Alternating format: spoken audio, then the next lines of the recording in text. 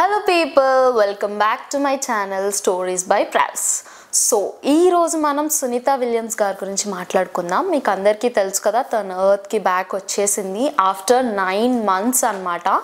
తను last year June 2024 June 5th రోజు స్పేస్లోకి వెళ్ళారు.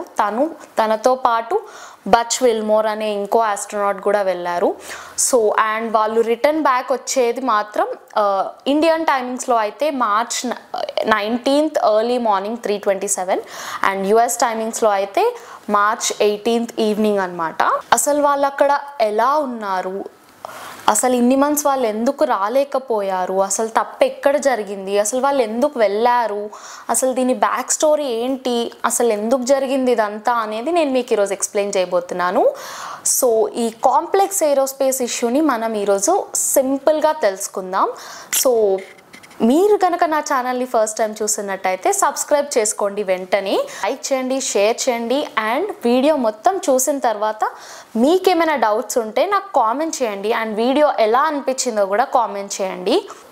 ఇక్కడ మేజర్గా మనం మాట్లాడుకోవాల్సిన ఆర్గనైజేషన్స్ పెద్దగా ఏం లేవు, ఓన్లీ 3 అన్నమాట. ఫస్ట్ వచ్చేసి నాసా, సెకండ్ వచ్చేసి స్పేస్ ఎక్స్ అండ్ థర్డ్ వచ్చేసి బోయింగ్.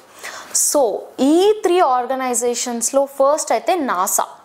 అసలు నాసా ఏంటి అంటే అదొక government organisation, space travel related దాంట్లో అది one of the leading organisations and it belongs to USA అనమాట.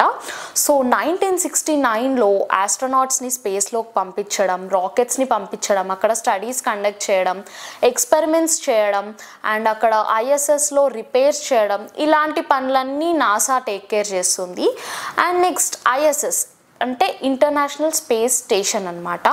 సో దీన్ని వరల్డ్లో ఉన్న చాలా కంట్రీస్ కలిపి అక్కడ పెట్టాయి స్పేస్లో.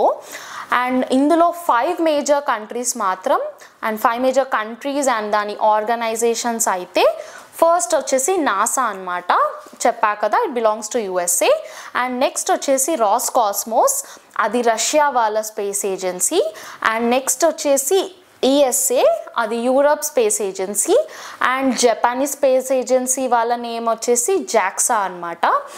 And one more Canada space agency, so అది సిఎస్ఏ అనమాట. సో ఈ 5 మేజర్ రోల్ ప్లే చేస్తాయి అనమాట ఐఎస్ఎస్లో.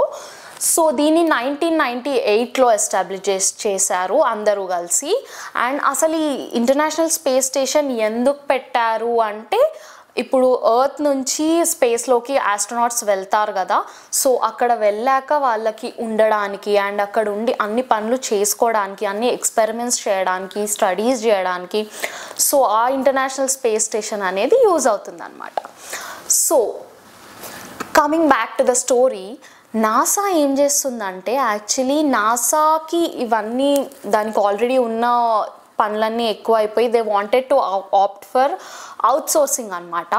సో ఒక 2 ప్రైవేట్ కంపెనీస్కి మనీ పే చేసి డబ్బులు ఇచ్చి, చాలా ఎక్కువ అనమాట, చాలా హ్యూజ్ అమౌంట్లో డబ్బులు ఇచ్చి స్పేస్ షటిల్స్ అనేవి తయారు చేయించుకుంటున్నారు. సో అసలు ఈ స్పేస్ షటిల్స్ ఏంటి అనేది నేను మీకు సింపుల్ లాంగ్వేజ్లో చెప్తాను. ఇప్పుడు మనం ఒక ఊరు నుంచి ఇంకో ఊరికి వెళ్ళడానికి మనకి బస్సో, ట్రైనో, కారో ఏదో ఒకటి ఉంటుంది కదా. సో అలానే సేమ్ ఎర్త్ నుంచి ఇప్పుడు మనం స్పేస్కి వెళ్ళడానికి కూడా మనకు ఒకటి కావాలి కదా, కైండ్ ఆఫ్ వెహికల్. సో దాన్ని మనం స్పేస్ షటిల్ అంటాం. సో ఆ స్పేస్ షటిల్ని తయారు చేయడానికి 2 companies, that is SpaceX and ఇంకోటి వచ్చేసి బోయింగ్ అనమాట. స్పేస్ ఎక్స్ మనందరికీ తెలుసు, ఎలాన్ మస్క్ది. He wants to conquer the space.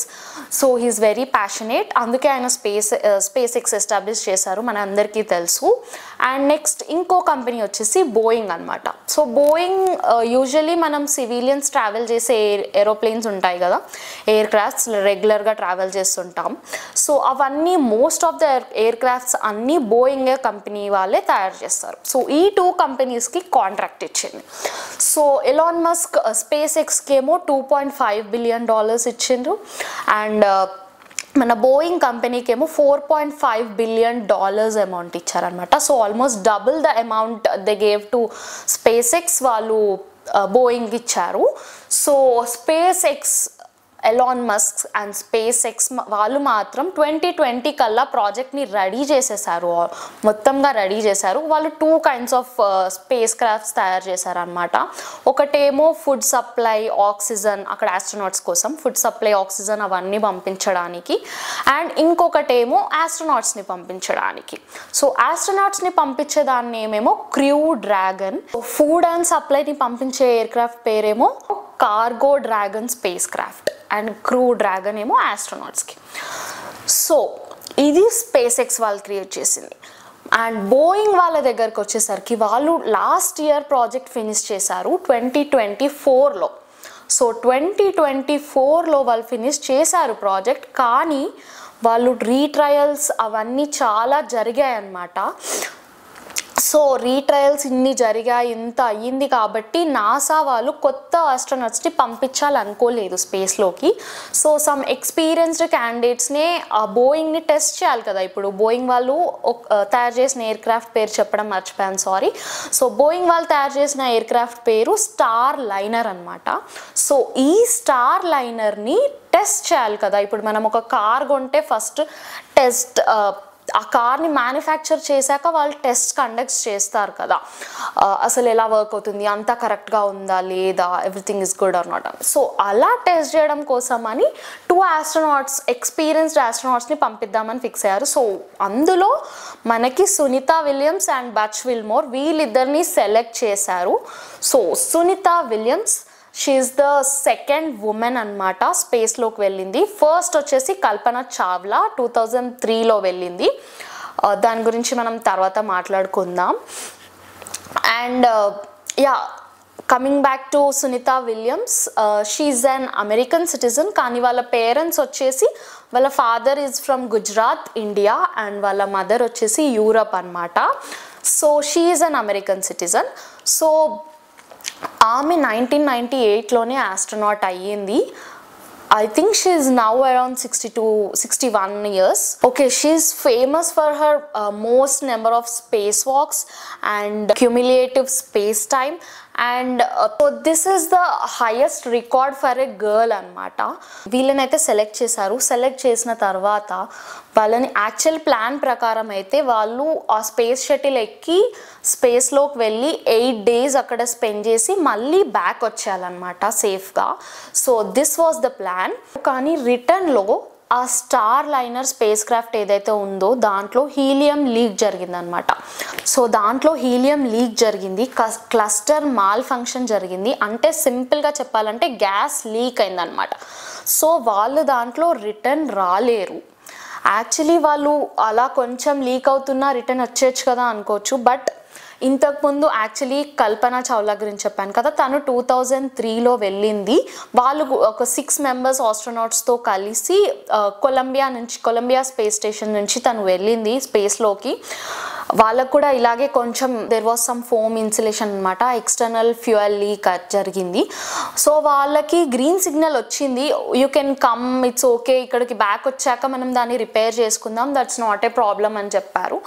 కానీ అది ఇట్లా స్టార్ట్ అయిన వాళ్ళు రిటర్న్ బ్యాక్ స్టార్ట్ అయిన ఫ్యూ సెకండ్స్లోనే మొత్తం పేలిపోయి పీసెస్ అయిపోయి అందరూ చనిపోయారు. ఆబ్వియస్లీ ఇది మనందరికీ తెలిసిన స్టోరీయే. సో నాసా అప్పుడు అందరూ నాసాని బ్లేమ్ చేశారనమాట, this is all because of NASA, they have to take care అది ఇది అని. సో నాసా మళ్ళీ ఇంకోసారి అలాంటి రిస్క్ చేయాలనుకోలేదు. సో అక్కడున్న ఆస్ట్రోనాట్స్కి సునీత విలియమ్స్ అండ్ బచ్ విల్మోర్కి చెప్పారు, you have to stay back there until మీరు అది రిపేర్ అయ్యే వరకు మీరు అక్కడే ఉండాలి, there is no other option అని చెప్పారు. సో ఇప్పుడు దానికి మరి 9 months ఎందుకు పట్టింది, వెంటనే ఇంకో స్పేస్ క్రాఫ్ట్ పంపించి వాళ్ళని బ్యాక్ తీసుకొచ్చేయచ్చు కదా అని మనకు అనిపిస్తుంది కదా. యాక్చువల్లీ ఒక స్పేస్ క్రాఫ్ట్ని మనం స్పేస్లోకి పంపించడానికి జరిగే ప్రిపరేషన్, ప్లానింగ్ మొత్తం టైం పట్టేది 8 to 9 months అనమాట. ప్రిపరేషన్, ప్లానింగ్ అండ్ దాన్ని పంపించడం అంతా జరగడానికి it takes time, 8 to 9 months time పడుతుంది. సో అందుకే ఈ 9 months టైం ఏదైతే పట్టిందో అదంతా అందుకనమాట, ఆ ప్లానింగ్ ప్రిపరేషన్ కోసం. సో అసలు ఈ 9 months వాళ్ళు అక్కడ ఎలా ఉన్నారు, అక్కడ వాటర్ ఉండవు, ఏం వాటర్ తాగారు మరి అంటే, అక్కడ అక్కడ వాళ్ళు యూరినేట్ చేసిన దాన్నే మళ్ళీ రీఫిల్టర్ చేసుకొని మళ్ళీ అవే వాటర్ తాగుతారనమాట. అండ్ అక్కడ వాళ్ళకి తినడానికి ఫుడ్ ఉండదు అండ్ పడుకోవడానికి బెడ్ ఏమి ఉండదు. సో పడుకోవడానికి ఉండదు ఎందుకంటే స్పేస్లో గ్రావిటీ ఉండదు కాబట్టి. అండ్ పడుకుంటే వాళ్ళు గోడకు అతుక్కొని పడుకోవాలి అంతే, ఇంకా వేరే ఆప్షన్ లేదు. అండ్ అక్కడ గ్రావిటీ ఉండదు. గ్రావిటీ ఉండకపోవడం వల్ల వాళ్ళకి బోన్ డెన్సిటీ అనేది తగ్గిపోతుంది, బాడీ మొత్తం చాలా వీక్ అయిపోతుంది, లైక్ ఎవ్రీథింగ్ వాళ్ళ హెల్త్ చాలా పాడవుతుంది. సో వాళ్ళు అక్కడ టాయిలెట్ వెళ్ళాలంటే కూడా వాళ్ళకు ఉండేది సకింగ్ టెక్నాలజీయే, ఫ్లషింగ్ టెక్నాలజీ కాదు. ఒకవేళ అది గనక పాడైంది అంటే దే హ్యావ్ టు ఇంకా టాయిలెట్ యూజ్ చేయలేరు, they have to use adult diapers అనమాట. So it's very tough for them. And ఇంకా వాళ్ళు అక్కడ స్నానం చేయడానికి కూడా ఆప్షన్ ఉండదు. స్నానం చేయాలంటే వాళ్ళు జస్ట్ వెట్ వైప్స్తో క్లీన్ చేసుకోవడం, అంటే తడి బట్టతో క్లీన్ చేసుకోవడం. సో ఇవన్నీ టఫ్ సిచ్యువేషన్స్ అన్నీ అక్కడ నుండి ఫేస్ చేయాల్సి వస్తుంది. అండ్ ఇవన్నీ చేసుకుంటూ కూడా వాళ్ళ స్టడీస్ని కండక్ట్ చేయడం, ఇంటర్నేషనల్ స్పేస్ స్టేషన్లో ఏమైనా రిపేర్స్ వస్తే చేయడం, ఆ స్పేస్ వాక్ ఒక ఆర్బిట్ ఉంటుంది మనది, అందులోనే స్పేస్ వాక్ చేయొచ్చు. సో ఆ ఆర్బిట్లో స్పేస్ వాక్ చేస్తూనే వాళ్ళు ఇవన్నీ చేయాలి, రిపేర్స్ అలా ఏమైనా ఉంటే. సో ఇట్స్ లైక్ ఒక్క అడుగు మనం అటు ఇటు వేస్తే రిపేర్ చేసేటప్పుడు దే ఆర్ గాన్ అనమాట, ఇంకా కనిపించరు మనకి. ఫ్యామిలీతో వీడియో కాల్స్ ఉంటాయి కానీ డైరెక్ట్గా చూడలేరు కదా. సో అండ్ ఎర్త్ వాళ్ళకి కనిపిస్తూ ఉంటుంది బట్ రాలేరు. So this is very tough situation. చాలా గుండె బలం కావాలి అక్కడ ఉండడానికి. ఆ సిచ్యువేషన్లో she is very strong women. So she made through it and finally she is back on earth. Gulf of మెక్సికోలో ల్యాండ్ అయింది సక్సెస్ఫుల్గా. అండ్ ఇప్పుడు it's called as Gulf of America, అది వేరే విషయం అనుకోండి. బట్ యా సక్సెస్ఫుల్గా ల్యాండింగ్ జరిగింది. అండ్ తనకు కొన్ని మెడికల్ టెస్ట్ అవన్నీ చేస్తారు ఎందుకంటే బోన్ డెన్సిటీ అండ్ ఇంకా చాలా హెల్త్ ఇష్యూస్ వస్తాయన్నమాట, హార్ట్ వీక్ అవ్వడం అవన్నీ జరుగుతాయి. So they will take care of everything and అన్నీ చెక్ చేస్తారు.